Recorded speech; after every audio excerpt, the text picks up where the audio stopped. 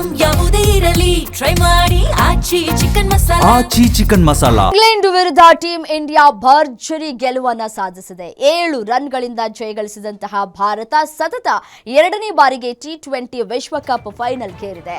ರನ್ಗಳ ಮಳೆಯೇ ಹರಿಸಿದಂತಹ ಈ ಒಂದು ಪಂದ್ಯ ಮತ್ತೊಂದು ಐತಿಹಾಸಿಕ ಕ್ಷಣಕ್ಕೆ ಸಾಕ್ಷಿಯಾಗಿದೆ. ಈ ಪಂದ್ಯದಲ್ಲಿ ಟಾಸ್ ಅನ್ನ ಸೋತು ಮೊದಲು ಬ್ಯಾಟಿಂಗ್ ಮಾಡಿದಂತಹ ಟೀಂ ಇಂಡಿಯಾ ಸ್ಫೋಟಕ ಬ್ಯಾಟಿಂಗ್ ಪ್ರದರ್ಶಿಸಿತ್ತು. ಅದರ ಫಲವಾಗಿ 20 ಓವರ್ಗಳಲ್ಲಿ 7 ವಿಕೆಟ್ ಕಳೆದುಕೊಂಡು 253 ರನ್ ಗಳಿಸಿತು. ಈ ಗುರಿ ಬೆನ್ನಟ್ಟಿದಂತಹ ಇಂಗ್ಲೆಂಡ್ ಕೂಡ ಭರ್ಜರಿ ಬ್ಯಾಟಿಂಗ್ ಪ್ರದರ್ಶಿಸಿತು. ಗುರಿ ದೊಡ್ಡದಿದ್ದರಿಂದ ಇಂಗ್ಲೆಂಡ್ ಭಾರತಕ್ಕೆ ಸುಲಭ ತುತ್ತಾಗಲಿದೆ ಅಂತ ಹೇಳಿ ಭಾವಿಸಲಾಗಿತ್ತು. ಆದರೆ ಆಂಗ್ಲರ ಪರ ಕೆಚ್ಚದೆಯ ಬ್ಯಾಟಿಂಗ್ ಪ್ರದರ್ಶಿಸಿದಂತಹ ಜಕಬ್ ಬೆಥೆಲ್ ಸ್ಫೋಟಕ ಶತಕವನ್ನ ಸಿಡಿಸಿ ಇಂಗ್ಲೆಂಡ್ ತಂಡವನ್ನ ಗೆಲುವಿನ ಸನಿಹಕ್ಕೆ ತಂದರು.